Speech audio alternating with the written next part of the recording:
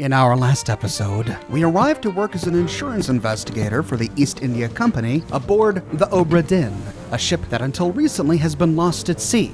It's our job to figure out exactly what went on here. We received a book from Henry Evans, the ship's surgeon. He had a rough outline of the events that went on here, but it's up to us to fill in the gaps. He also gave us the Memento Mortem, a pocket watch we can use to briefly go back in time and witness the events that happened here. We begin the story at the end of the story. At the very end, we watched the captain kill the first mate and two other unknown attackers who tried to kill him. We then discovered the body of his wife, and the captain committed suicide, asking his dead wife to forgive him for everything.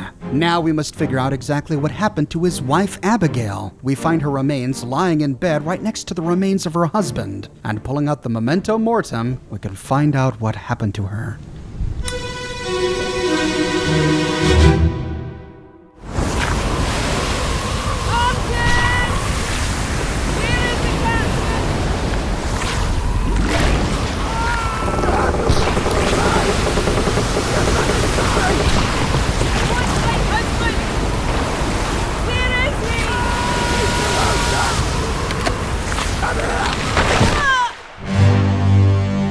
Abigail is killed by a beam of wood that crushes her. And looking up, oh, it's the Kraken. Some giant octopus beast is tearing the ship apart. This beast grabbed one of the masts and struck her across the face.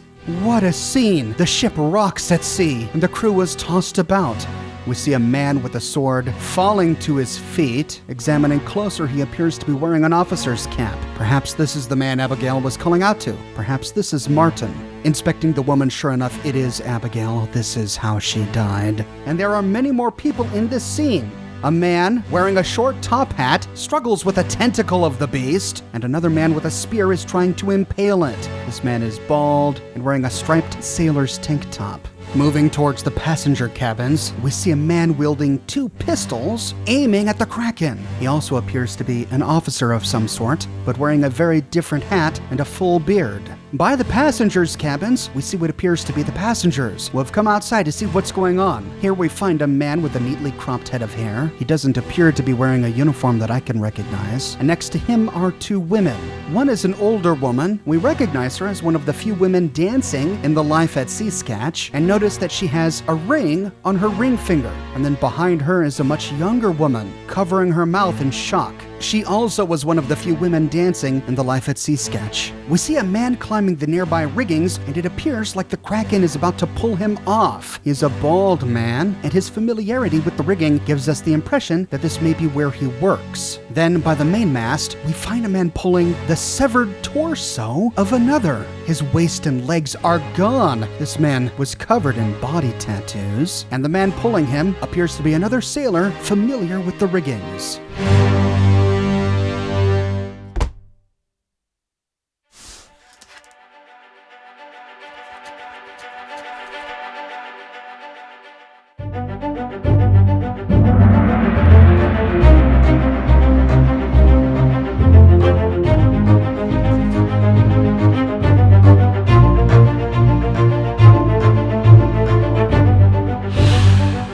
Chapter 7, The Doom, Part 8, On the Main Deck. Now, to piece together what we've seen, we deduced her name in our last episode. The captain called out to her by name, Abigail. And now we can input her fate. She was crushed by either the beast or the rigging.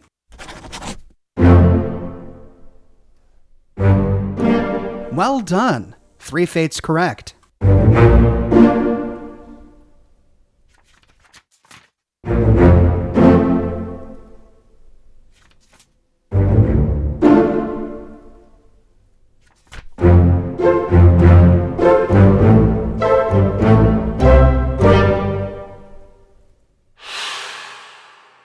All right, as we learned in the last episode, when we guess 3 fates correctly, they are typeset into the book. This is a useful tool that will help us experiment with deductions. If, for example, there are two fates that we're really certain of, but only one where we have a question, we can try a few different options with it until the book typesets it, confirming the fate. And it looks like this picture at the very end is some sort of fate tracker. By having these three typeset, we get 3 lines on this skull. But there were many other people in this scene. Heading back to Chapter 7, The Doom, we can navigate all the way back to Part 8 on the main deck. Then, inspecting the drawing, we find a few more faces that have cleared. Both the dancing women now have sharp and clear portraits. This tells us that we now have enough information to correctly guess their identities.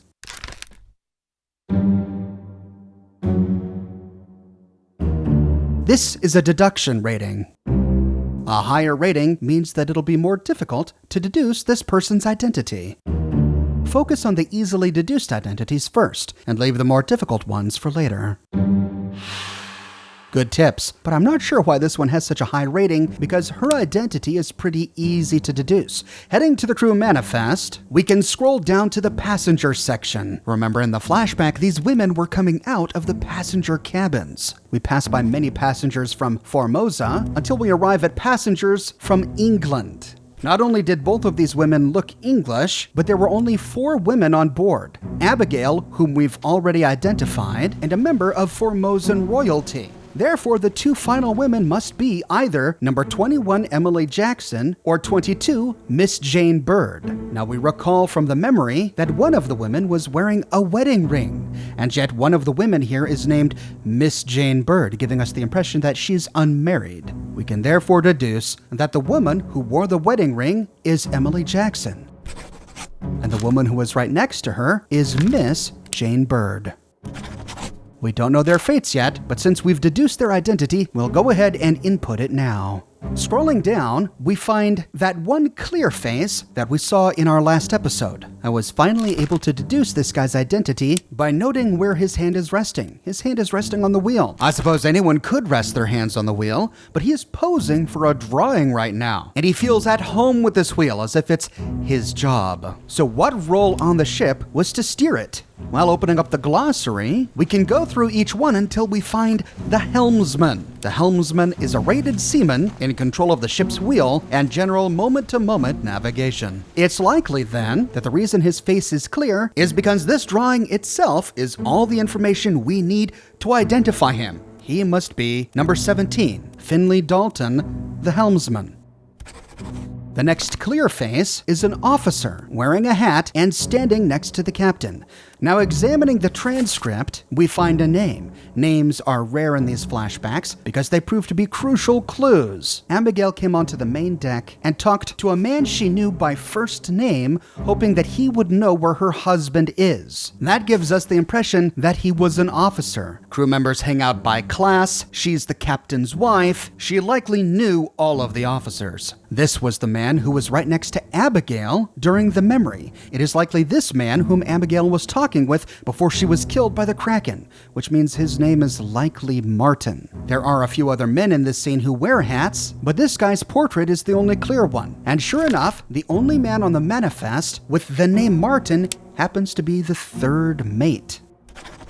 So we've identified the 1st and 3rd mates. That leaves 2 more mates to go. Back in the memory, we don't hear a door open. Instead, we see that our memento mortem is shaking violently. When we activate it, the scene goes dark. Everything is fuzzy, but there is one thing in the scene that is now glowing. The body of the dismembered man.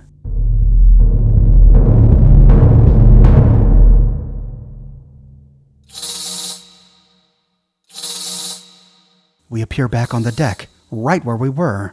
Our pocket watch is rattling, and a white glow is emanating out of it, pointing out of the room. When we activate it, a ghostly mist begins to circle through the cabin. It takes us outside, flies into the sky, and then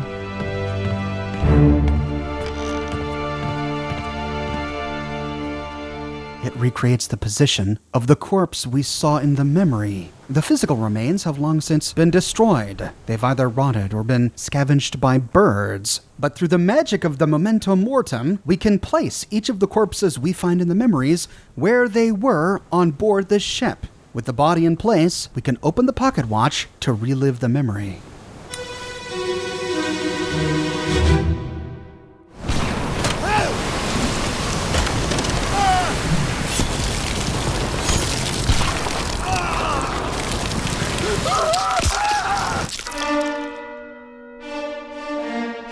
Our tattooed sailor is upside down in the riggings. The Kraken has him with his tentacles and ripped him in two.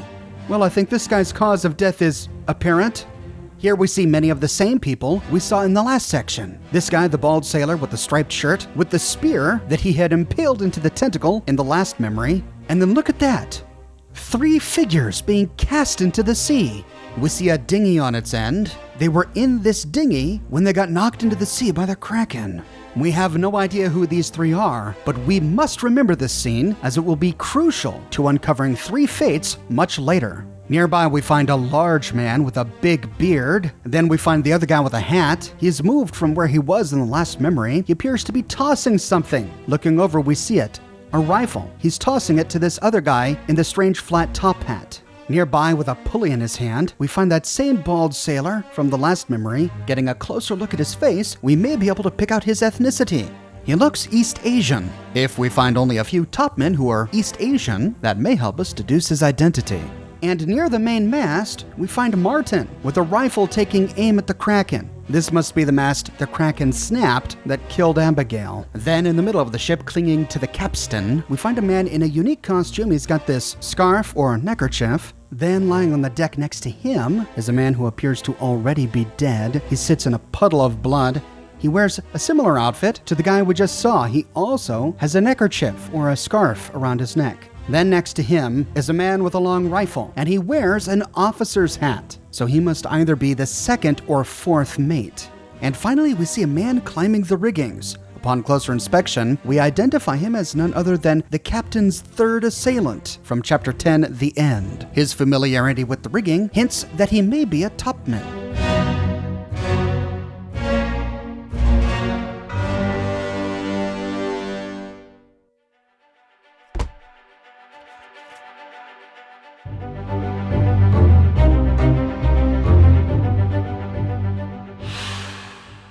Part 7 on the main deck. We see our man with the tattoos all over his body. This one takes a bit of deduction. First of all, he was above deck in the riggings when the Kraken attacked. This helps us identify his role on the ship. Taking a look at our glossary, we discover that a topman is a higher-rated seaman specializing in work above the deck in the sails and rigging.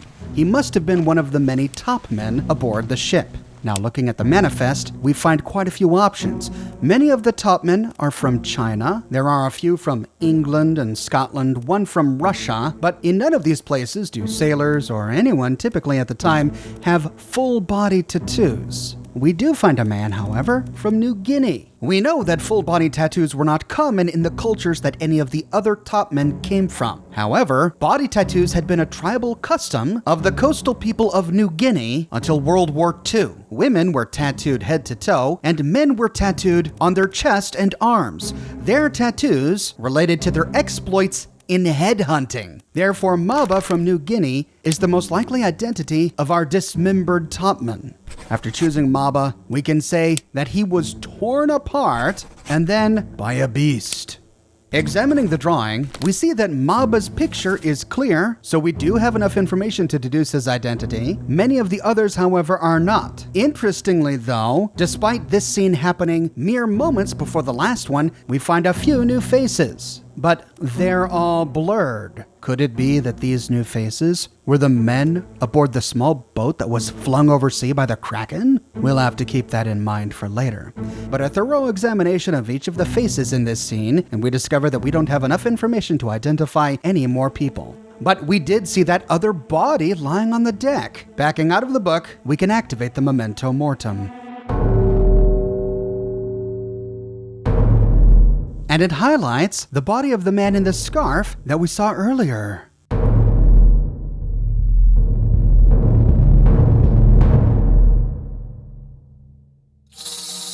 Back on deck.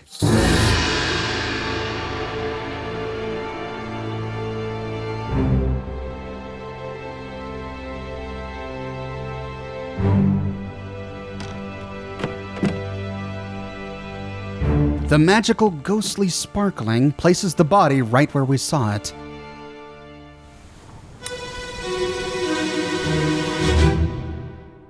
Get to the main bit, quick!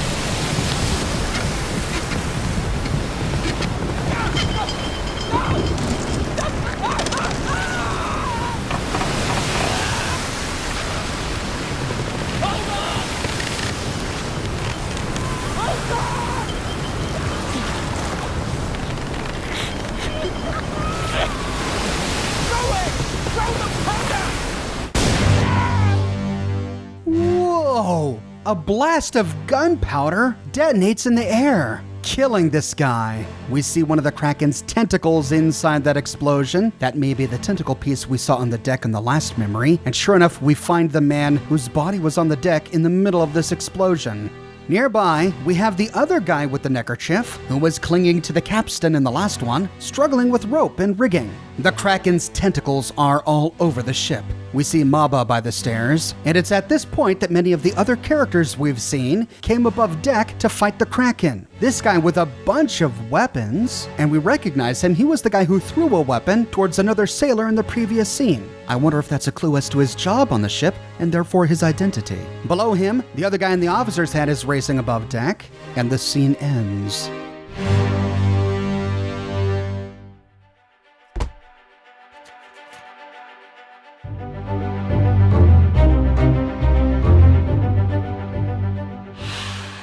Chapter 7, The Doom, Part 6, on the main deck. We don't know who this is. His portrait is still fuzzy, and we have to wait for further clues to identify him. However, we do know how he died. He was exploded. We see that he was blasted by an explosion, but we can't finger a culprit here. So it looks like we just need to wait for his identity before we can typeset this one. Taking a look at the sketch, we see many of the same faces we've seen in the past memories, but one new one. This guy in the turban. What happened to him here that made it so he didn't appear in the later memories? We'll have to explore the scene again. We hear the door open, but giving the scene a final inspection before we leave, we finally find our guy in the turban. He's falling overboard, likely knocked over by the Kraken. This is why he didn't show up in any of the subsequent memories. He was lost at sea in this scene. That's his fate. We could put his fate in here, but I'm going to wait and revisit it when we learn more information about this guy.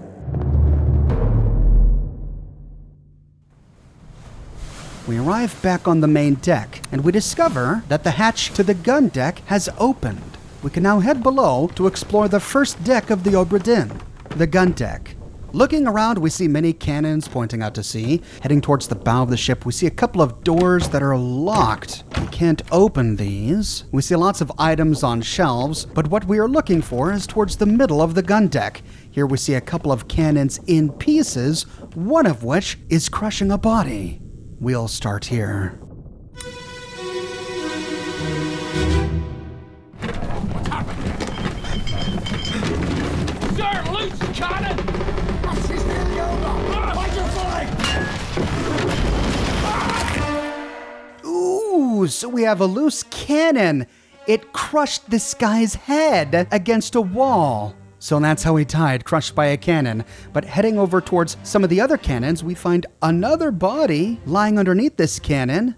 Heading to the stairs, we see both of the men with the unique scarves heading upstairs to deal with the Kraken. This is just before one of them died to the explosion. Nearby, we find Martin, our third mate, struggling to help the gunners here. Looks like he lost his hat even back here. Then moving further, we find the big guy that we saw in the last memory. The object in his hand tells us that he may belong on the gun deck here. And lying at his feet is another body, this guy with a top hat.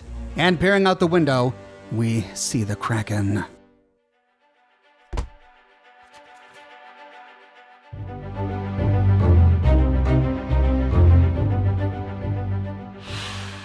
Part 5, on the gun deck. So how did he die? Well, we can't identify him yet. His portrait is too fuzzy, but we can identify how he died. He was crushed by a cannon. Examining the drawing, the only clear ones are those of the people we've already identified. There were not a whole lot of people in this scene. Backing out of the book, our pocket watch shakes violently, but before moving on, we can examine this scene to see if we can find any further clues. The important clues we find here are right above our heads. Hammocks hang from the bottom of the main deck, and each of these hammocks is numbered. This one, for example, is number 41. And if we match this with the crew manifest, the numbers match up to names. Number 41 is Topman Wei Li. The reason this is so crucially important is because it tells us who's still alive. Remember, we're on Chapter 7, The Doom. We have a lot of chapters and a lot of fates left to go, but knowing who's alive later in the story is going to help us identify people earlier on in the story. So, we've got number 41, Topman Wei Li. Nearby is number 36. This corresponds to Topman Omid Gul. And already, if we're really clever, this will help us deduce a fate, but I'm going to save it for a little bit later. Then on the other side of the ship, we find 43, Topman Maba, which is a great sign. It confirms that our last fate is likely correct. Then next to this is number 44, which corresponds to Topman Lewis Walker. Then we find 45. That corresponds to Leonid Volkov, one of our few Russians on board and our only Russian topman. This is a great hint for identifying this guy earlier on. And finally, we find a hammock marked as X. X? Who is X? There's no X on the manifest, though there are a few unknown people on the manifest. We just went over a lot of clues that we'll refer to later on in this series to make some informed deductions. But for now, let's activate the memento mortem to find out whose body is next. And it's that body lying next to a cannon.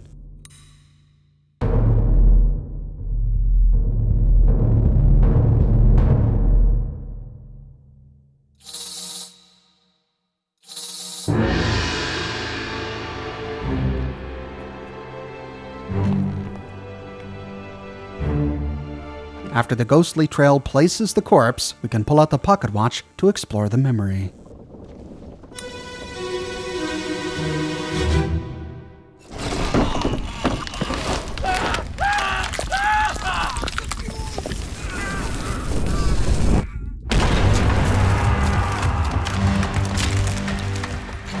Whoa! This guy got blown to pieces by a cannon! And the Kraken has a tentacle wrapped around it. This was our guy in the tall top hat. Moving to the other side, we see a few seamen struggling with the cannons, both of whom we remember from previous memories. They were two of the three assailants who tried to murder the captain.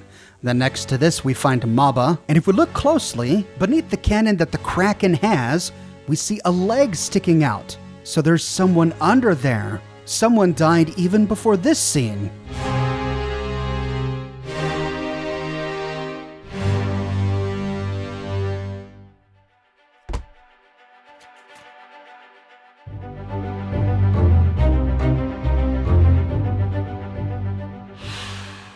Chapter 7, The Doom, Part 4. Oh, wait a minute. 2 deaths? But only one guy got shot by the cannon, and I don't remember seeing this bald guy in the scene. Where did the second death come from?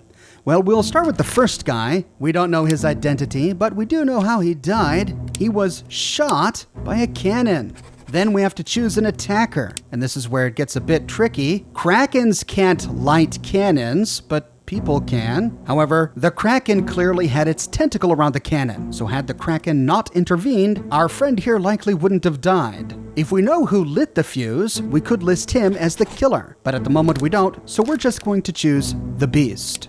We don't know anything about this second guy just yet, so we'll skip him for now. Taking a look at our drawing, sure enough, we see many of the faces we saw in the memory, but then this guy down here with the bald head, we never saw him in this scene. Perhaps things will become more clear as we go back in time.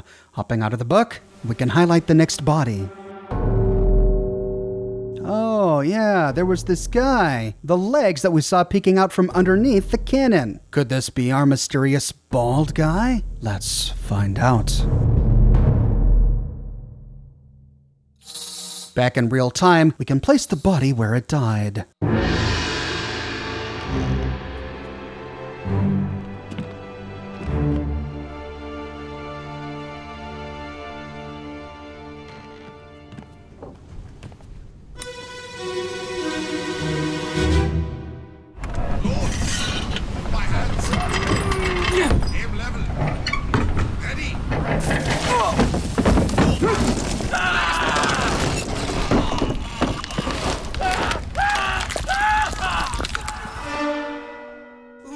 And he got crushed between a cannon and the wall of the ship by the Kraken. We heard someone shout, "Belay spark," but we also heard the spark being lit. So it looks like it was too late. Our guy crushed must be the guy who lit the cannon. And we finally see the bald guy. He's struggling with the Kraken at the end of the cannon, next to the guy who died in the last scene. That's why 2 people died in the last scene. We only found 1 body, but this guy was blasted by the same cannon shot. If we could identify this man who lit the fuse, we could list him as their killers, but really the Kraken is the one who did all of this, so we'll blame him. Moving on to the other side of this wall, we see more of the cannons and the same men we saw in the previous scenes, lighting the cannons. Note that we can get the hammock numbers from all of these hammocks during all of the scenes in this section, in case we missed them previously.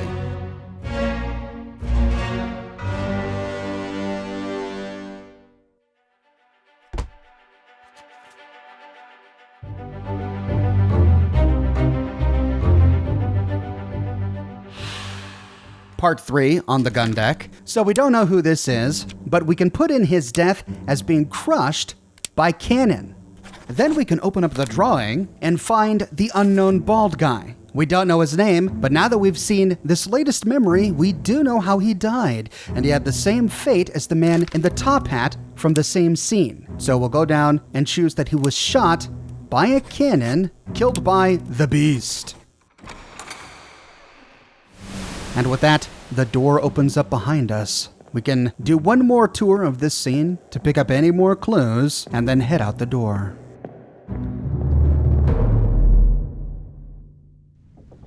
With that, we complete parts 3 through 8 of Chapter 7, The Doom. But the next body teleports us to a completely different chapter. We, of course, still need to go through Part 1 and 2 of Chapter 7, The Doom, but we won't find the bodies necessary to uncover those memories until much later. So we'll have to finish The Doom Chapter 7 in another episode. But now the gun deck is open to us, and our task now is to explore the gun deck to see if we can find another body that will open up another memory. We'll pick up right here where we leave off in our next episode. I publish many videos each and every week on my channel, so if you don't want to miss the next episode, be sure to subscribe and to click that bell notification button. I have a shirt shop with completely unique designs that you can't find anywhere else. My designs come on shirts in a variety of men's, women's, and children's sizes, and in a wide array of colors. You can find them on other products as well, like smartphone cases, pillows, posters, stickers, mugs, prints, etc. So if interested, you can find a link to my shop in the description below, or you can click here. If you like what I do and you want to support me in a more personal way, consider becoming a patron on Patreon or a member here on YouTube. But more than anything, I'm just so glad you're here watching this video with me today. Thank you so much for watching, and I'll see you soon with more brand new videos.